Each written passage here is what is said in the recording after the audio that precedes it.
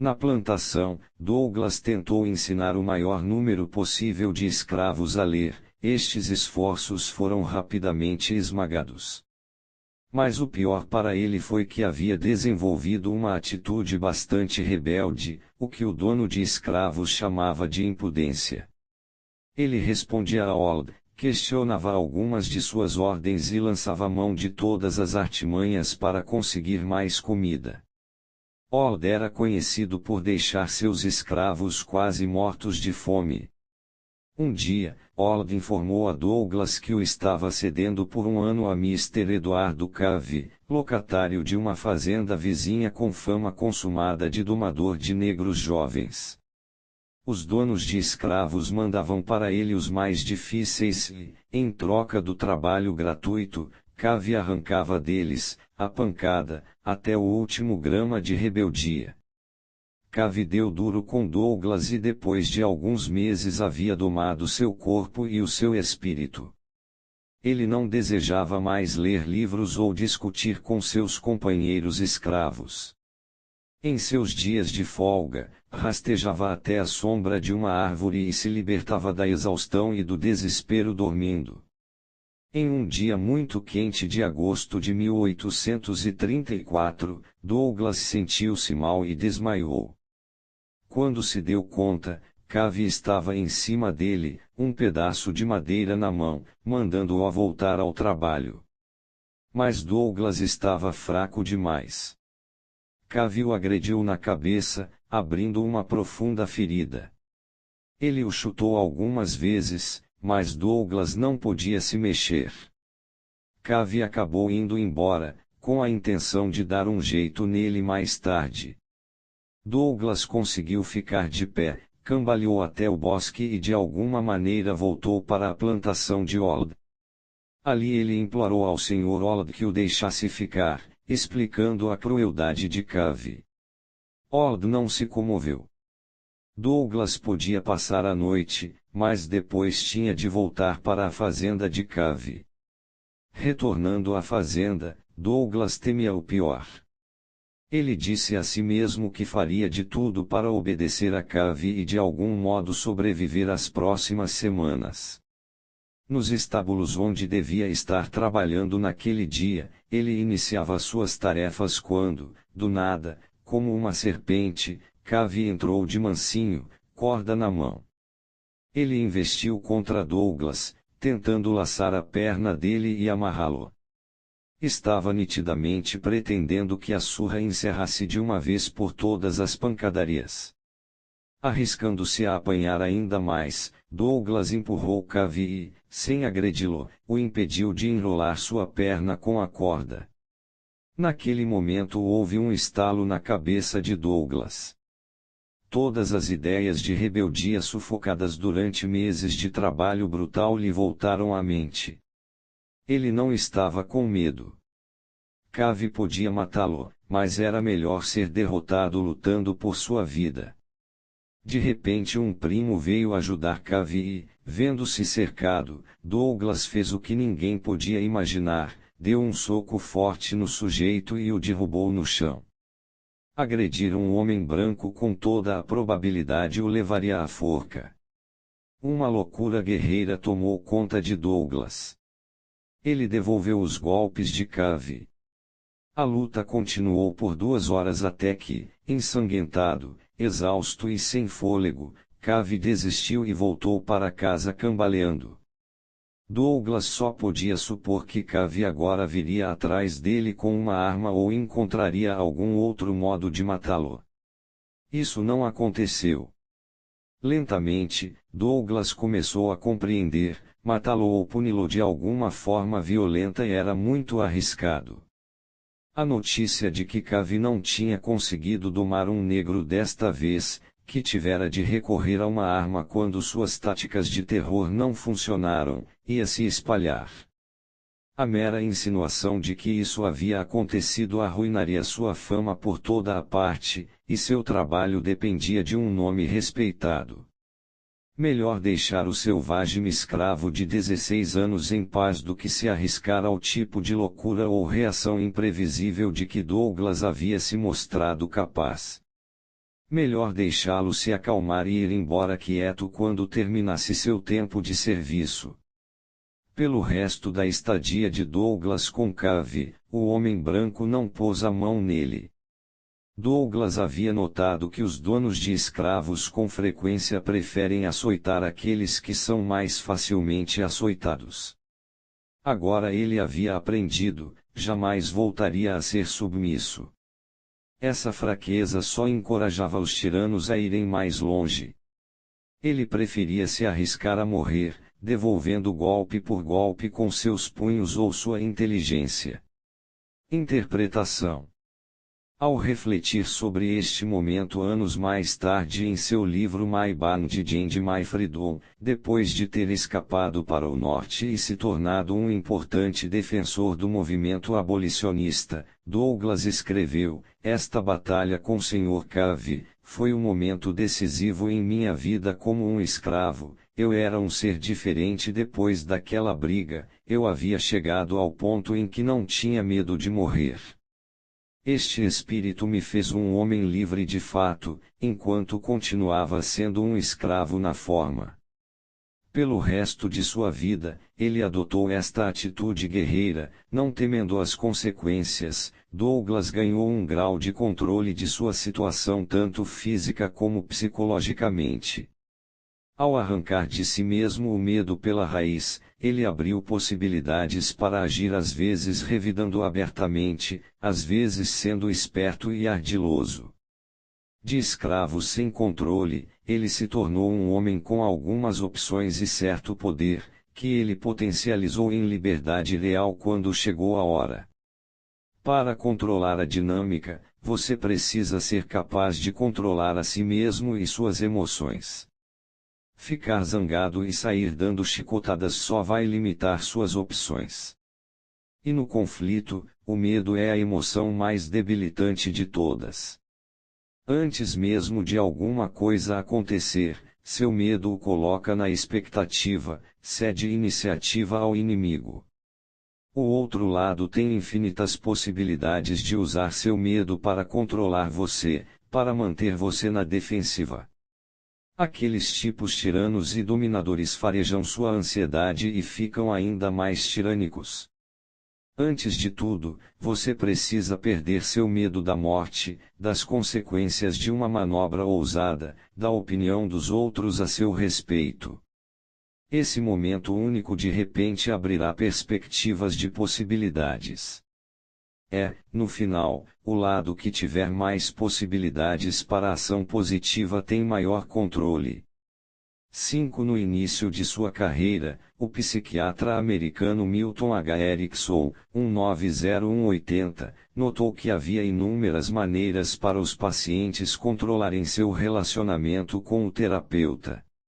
Eles podiam reter informações ou resistir a entrar em um transe hipnótico. Erickson usava com frequência a hipnose em sua terapia. Podiam questionar as habilidades do terapeuta, insistir para que ele falasse mais ou enfatizar a falta de esperança para seus problemas e a futilidade da terapia. Estas tentativas de controlar na verdade espelhavam seus problemas na vida diária. Eles recorriam a todos os tipos de jogos inconscientes e passivos de dominação, enquanto negavam a si mesmos e aos outros o fato de estarem usando esses truques. E assim, ao longo dos anos, Erickson desenvolveu o que chamou de sua técnica de utilização, literalmente usando a agressão passiva destes pacientes, suas espertas manipulações, como instrumentos para modificá-los. Erickson muitas vezes tratava de pacientes que alguém, um parceiro, um pai ou mãe havia forçado a procurar sua ajuda. Ressentidos com isto, eles se vingavam retendo intencionalmente informações sobre suas vidas. Erickson começava dizendo a estes pacientes que era natural, até saudável, reter algumas informações sensíveis. Os pacientes então se sentiam em uma armadilha, guardando segredos, estavam obedecendo ao terapeuta, que era exatamente o oposto do que queriam fazer. Em geral, na segunda sessão eles se abriam, rebelando-se a tal ponto que revelavam tudo sobre si mesmos. Um homem, em sua primeira visita ao consultório de Erickson, começou ansiosamente a andar de um lado para o outro da sala. Ao se recusar a sentar e relaxar, ele estava tornando impossível para Erickson hipnotizá-lo ou trabalhar com ele. Erickson começou perguntando: está disposto a cooperar comigo sem parar de andar de um lado para outro como está fazendo agora? O paciente concordou com este estranho pedido. Então Erickson perguntou se podia dizer ao paciente por onde andar e com que rapidez. O paciente não viu nenhum problema nisto. Minutos depois, Erickson começou a hesitar ao lhe dar suas direções. O paciente esperava para ouvir que passos teria de dar em seguida. Depois que isso aconteceu algumas vezes, Erickson finalmente lhe disse para se sentar em uma cadeira, onde o homem caiu em transe no mesmo instante. Com aqueles que eram patentemente céticos com relação a terapias, Erickson tentava de caso pensado um método de hipnose que não funcionava e aí pedia desculpas por usar essa técnica. Ele falava sobre suas próprias incapacidades e das muitas vezes que havia fracassado. Erickson sabia que estes tipos precisavam de uma vantagem sobre o terapeuta e, uma vez sentindo que haviam ganho esta superioridade, inconscientemente eles se abriam e entravam logo em transe. Uma mulher certa vez foi procurar Erickson queixando-se de que o marido usava seu coração supostamente frágil para mantê-la em constante estado de alerta e dominá-la de todos os modos. Os médicos não tinham encontrado nada de errado com ele, mas o homem parecia sinceramente fraco e sempre achando que estava para ter um ataque do coração. A mulher estava ansiosa, sentindo raiva e culpa, tudo ao mesmo tempo. Erickson a aconselhou a continuar sendo solidária, mas, quando ele voltasse a falar de ataque do coração, ela ia lhe dizer polidamente que precisava arrumar a casa. Então, espalharia pela casa folhetos recolhidos em diversas agências funerárias. Se ele reclamasse de novo, ela iria até a escrivaninha na sala de estar e começaria a calcular os valores das apólices de seguro dele. No início o marido ficou furioso, mas não demorou muito para ele começar a ter medo de ver essas brochuras e ouvir o barulho da máquina de calcular. Parou de falar de seu coração e foi obrigado a lidar com a sua mulher de um modo mais direto. Interpretação. Em alguns relacionamentos você pode ter a sensação angustiante de que o outro ganhou o controle da dinâmica, mas acha difícil definir como e quando isto ocorreu. Ao certo, pode-se dizer apenas que você se sente incapaz de convencer a outra pessoa, de influenciar o curso do relacionamento. Tudo que você faz parece que só alimenta o poder do controlador. Isto porque a outra pessoa adotou formas de controle sutis, insidiosas, que ficam facilmente disfarçadas e que, no entanto, são ainda mais eficazes por serem inconscientes e passivas. Esses tipos exercem o controle mostrando-se deprimidos, excessivamente ansiosos, sobrecarregados de trabalho, são as vítimas de constantes injustiças. Essas pessoas não podem evitar a situação em que vivem. Exigem atenção e, se você não dá, fazem você se sentir culpado. São arredias e impossíveis de combater porque fazem parecer a cada movimento que não estão, de modo algum, querendo o controle. São mais obstinadas do que você, mas disfarçam melhor. Na verdade, você é quem se sente desamparado e confuso com as táticas de guerrilha delas. Para alterar a dinâmica, você deve primeiro reconhecer que há muito menos impotência no comportamento delas do que revelam. Segundo, estas pessoas precisam sentir que tudo acontece nos termos delas, desafie esse desejo e elas revidam por baixo do pano. Você não deve jamais alimentar inadvertidamente a rebeldia delas discutindo, queixando-se, tentando forçá-las em uma direção. Isto as faz se sentirem mais atacadas, mais vítimas, e incentiva a vingança passiva. Em vez disso, movimente-se dentro do sistema de controle delas, aplicando a técnica de utilização de Erikson. Seja solidário com o sofrimento delas, mas faça parecer que, não importa o que elas fizerem, estão na verdade cooperando com o que você mesmo quer. Isso as deixará desequilibradas. Se elas se rebelarem agora, estarão favorecendo você. A dinâmica mudará sutilmente, e você terá espaço para insinuar a mudança. Do mesmo modo, se a outra pessoa usar uma fragilidade fundamental como uma arma, a tática do ataque do coração, torne essa ameaça impossível de ser usada contra você, exagerando-a ainda mais, chegando até a beira da paródia ou do tormento. A única maneira de derrotar os adversários passivos é superá-los no controle sutil. Imagem: o lutador de boxe. O excelente lutador não confia em seu soco poderoso ou rápidos reflexos.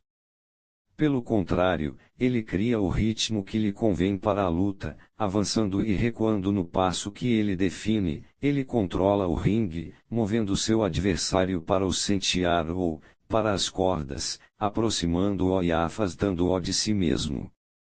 Dono do tempo e do espaço, ele gera frustração, força erros e produz um colapso mental que precede o físico. Ele vence não com os punhos, mas com o controle do ringue. Autoridade: para ter descanso, é necessário manter o inimigo ocupado. Isto os coloca outra vez na defensiva e, nessa posição, não podem se erguer de novo durante toda a campanha. Frederico, o Grande, de 1712 a 1786. Inverso. Esta estratégia não tem inverso. Qualquer esforço para parecer não estar no controle de uma situação, para parecer que está se recusando a influenciar um relacionamento, é de fato uma forma de controle. Ao ceder o poder aos outros, você conquistou uma espécie de autoridade passiva que pode usar mais tarde para seus próprios propósitos. Você também é quem está determinando quem tem o controle cedendo-o ao outro lado. Não há como escapar da dinâmica de controle. Quem diz que está agindo assim está fazendo o jogo de controle mais insidioso de todos. 16. Atinja-os onde dói. A estratégia do centro de gravidade. Todo mundo tem uma fonte de poder da qual depende. Ao olhar para seus rivais, procure sob a superfície essa fonte, o centro de gravidade que mantém unida toda a estrutura. O centro pode ser a riqueza deles, sua popularidade, uma posição-chave, uma estratégia de sucesso. Atingi-los ali causará uma dor imensa. Descubra aquilo que o adversário trata com mais carinho e protege, é ali que você deve atacar. Pilares de colapso. Em 210 a.C., um jovem general romano chamado Públio Cipião, o jovem, mais tarde apelidado de Cipião, o africano, foi enviado para o nordeste da Espanha com uma simples missão: defender o rio Ebro dos poderosos exércitos cartagineses que estavam ameaçando atravessá-lo e assumir o controle da península. Esta foi a primeira tarefa de Cipião como comandante e, ao olhar para o rio e planejar sua estratégia, ele sentiu uma estranha mescla de emoções. 8 anos antes, o grande comandante cartaginês, Aníbal, cruzara o rio na direção norte. Seguindo em frente, ele tinha entrado na Gália e depois, pegando os romanos de surpresa, atravessando os Alpes até a Itália. Cipião, com apenas 18 anos na época, lutará ao lado do pai, um general, nas primeiras batalhas contra Aníbal em solo italiano.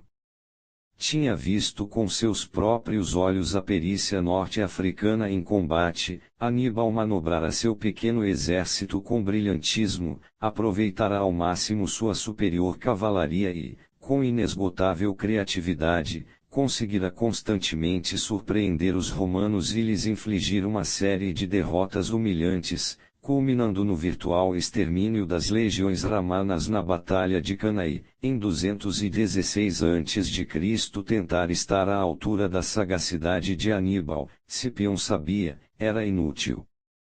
Naquela época parecia que a própria Roma estava condenada. Cipião também se lembrava de dois acontecimentos depois de Cannae que tiveram um efeito avassalador sobre ele. Primeiro, um general romano chamado Fábio havia finalmente concebido uma estratégia para manter Aníbal à distância. Mantendo suas legiões nas montanhas e evitando a batalha direta, Fábio havia lançado ataques de surpresa do tipo bater e correr para cansar os cartagineses, que estavam lutando longe de casa, onde hoje é a Tunísia. A campanha funcionara como uma ação de controle, mas para Cipião tinha parecido igualmente exaustivo para os romanos lutarem durante tanto tempo e continuarem com o inimigo na porta de casa. Também, visto que o plano não levaria a nenhuma derrota real de Aníbal, ela basicamente fracassou. Segundo, um ano depois da invasão de Aníbal, os romanos haviam mandado o pai de Cipião para a Espanha com a missão de derrubar as bases cartaginesas ali.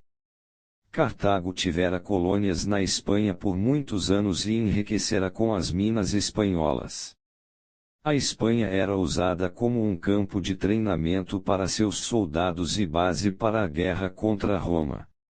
Durante 6 anos o pai de Cipião havia combatido os cartagineses na Península Hispânica, mas a campanha terminara com sua derrota e morte em 211 a.C. Enquanto Cipião estudava os relatórios que chegavam sobre a situação do outro lado do Ebro, um plano começou a criar raízes em sua mente. Com uma única manobra ousada, ele poderia vingar a morte do pai um ano antes, demonstrar a eficácia de uma estratégia que ele pensava ser muito melhor do que a de Fábio e colocar em andamento o colapso final. Não só de Aníbal como da própria Cartago. Ao longo da costa ao sul de onde ele estava ficava a cidade de Nova Cartago, atualmente Cartagena, a capital cartaginesa na Espanha. Ali eles armazenavam sua vasta riqueza, os suprimentos para seus exércitos e os reféns que haviam feito em diferentes tribos espanholas que seriam usados para pedir resgate em caso de rebelião. Neste momento, os exércitos cartagineses 2 vezes mais numerosos do que os romanos espalhavam-se pelo país, tentando conquistar o maior domínio sobre as tribos espanholas, e estavam todos a vários dias de marcha distantes de Nova Cartago. Seus comandantes, Cipião ficou sabendo, tinham estado discutindo entre eles a respeito de poder e dinheiro. Enquanto Nova Cartago era protegida por apenas 1000 homens. Desobedecendo às ordens recebidas para se manter firme no Ebro, Cipião avançou para o sul de navio e liderou um ousado ataque de surpresa a Nova Cartago. Esta cidade murada era considerada inexpugnável, mas ele programou seu ataque para a maré vazante em uma laguna ao norte da cidade. Ali seus homens conseguiram escalar as muralhas com relativa facilidade, e Nova Cartago foi dominada. Com um só movimento, Cipião tinha causado uma reviravolta dramática. Agora os romanos comandavam a posição central na Espanha, eles tinham o dinheiro e os suprimentos de que os cartagineses dependiam na Espanha, e tinham reféns de Cartago, que agora poderiam usar para excitar a revolta entre as tribos conquistadas. Ao longo dos próximos anos, Cipião explorou sua posição e lentamente colocou a Espanha sob o controle romano. Em 205 a.C., Cipião retornou a Roma como herói, mas Aníbal ainda era uma ameaça no interior da Itália. Cipião agora queria levar a guerra até a África, marchando sobre a própria Cartago. Essa era a única maneira de tirar Aníbal da Itália e finalmente apagar Cartago do mapa como uma ameaça. Mas Fábio ainda era o comandante encarregado da estratégia de Roma, e poucos viam a necessidade de combater Aníbal com uma guerra tão longe dele, e de Roma. Mas o prestígio de Cipião era grande e o Senado romano finalmente lhe deu um exército pequeno, de baixa qualidade para usar em sua campanha. Sem perder tempo defendendo sua causa, Cipião prosseguiu fazendo uma aliança com Masinissa, rei dos Massilis, vizinhos de Cartago. Masinissa o abasteceria com uma grande e bem treinada cavalaria. Então, na primavera de 204 a.C., Cipião partiu para a África e desembarcou perto de Eútica, não muito longe de Cartago. De início surpresos, os cartagineses se reorganizaram e conseguiram cravar as tropas de Cipião em uma península fora da cidade. A situação parecia sombria. Se Cipião pudesse de algum modo avançar pelas tropas inimigas que bloqueavam seu caminho, entraria no coração do estado inimigo e ganharia o controle da situação, mas isso parecia impossível. Ele não podia esperar atravessar lutando contra o rígido cordão cartaginês. Preso onde estava, seus suprimentos acabariam se esgotando, obrigando-o a se render. Cipião barganhou pela paz, mas usou as negociações como um jeito de espionar o exército cartaginês.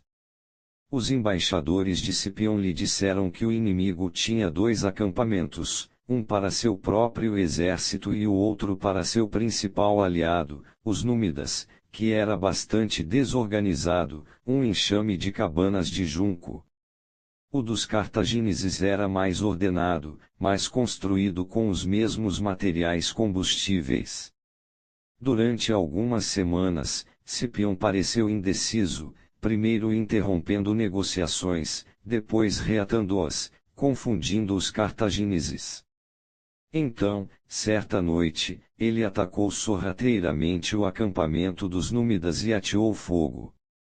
As chamas se espalharam rápido, e os soldados africanos entraram em pânico, espalhando-se por todas as direções. Despertados pela gritaria, os cartagineses abriram os portões de seu próprio campo para ir salvar seus aliados na confusão, porém, os romanos conseguiram se esgueirar para dentro do campo deles e tocar fogo também. O inimigo perdeu metade de seu exército nesta batalha noturna, o resto conseguiu recuar para Numídia e Cartago. De repente, o interior de Cartago estava aberto para o exército de Cipião. Ele prosseguiu tomando cidade após cidade, avançando como Aníbal havia feito na Itália. Em seguida, ele desembarcou um contingente de tropas no porto de Túnez, que podia ser visto dos muros de Cartago. Agora era a vez de os cartagineses entrarem em pânico e Aníbal, seu maior general, foi chamado imediatamente. Em 202 AC, depois de 16 anos de combates às portas de Roma, Aníbal acabou sendo obrigado a deixar a Itália. Aníbal desembarcou seu exército ao sul de Cartago e fez planos para combater Cipião. Mas o general romano recuou para o oeste, até o Vale Bagradas, as terras cultivadas mais férteis de Cartago, sua base econômica. Ali ele se tornou agressivo e violento, destruindo tudo que via pela frente. Aníbal queria lutar perto de Cartago, onde tinha abrigo e reforços materiais. Em vez disso, foi constrangido a ir atrás de Cipião antes que Cartago perdesse seu território mais rico. Mas Cipião continuava recuando, recusando-se a lutar até ter atraído Aníbal para a cidade de Zama, onde ele garantiu uma firme posição e forçou Aníbal a acampar em um local sem água. Agora os 2 exércitos finalmente se encontraram em batalha. Exaustos com a perseguição a Cipião, sua cavalaria neutralizada pela de Masinissa, os cartagineses foram derrotados, e, sem um refúgio próximo o bastante para onde recuar, Aníbal foi obrigado a se render. Cartago rapidamente pediu paz, e sob os duros termos impostos por Cipião e o Senado, ficou reduzida a um estado cliente de Roma. Como uma potência mediterrânea e ameaça para Roma, Cartago acabará para sempre. Interpretação. Com frequência o que distingue um general medíocre de um excelente não são suas estratégias ou manobras, mas sua visão. Eles simplesmente olham para o mesmo problema por ângulos diferentes.